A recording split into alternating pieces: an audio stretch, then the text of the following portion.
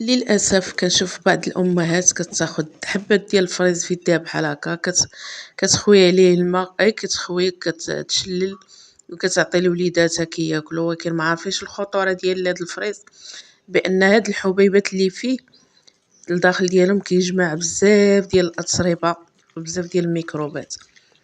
الطريقه باش نغسلو الطريقه الصحيحه هي نختاروا حبات ديال الفريز يكونوا زوينين، ما يكونش فريز طيب بزاف، ونرقدوه في الماء على الاقل واحد 10 دقائق حتى ل 15 دقيقه، ونحاولوا نحركوه كيف ما كتشوفوا غير بشويه بشي سباتيلا بحال هكا.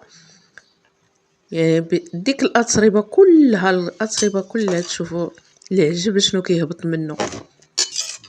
هانتوما غتشوفوا معايا دابا العجب شنو هابط منه، شوفوا الماء كيفاش كيتبدل اللون ديالو، شوفوا لتحت في القاع ديالو كاين، شوفوا التراب كميه ديال الاتربه ولا الرمله، شوفوا كلها كتغزغز. الله يستر، هادشي كله كيمشي للكلاوي وكيمشي للمراره. غادي نغسلوا المغسله الثانيه ملي غندير له الماء غندير له كميه ديال الخل تقريبا واحد ربع الكاس، ولا الا ما كانش خلي عنده الصودا بيكربونات الصودا يديرها حتى هي واحد المعلقه صغيره ويخليها. غتغسلوه تقريبا شي 3 د المرات.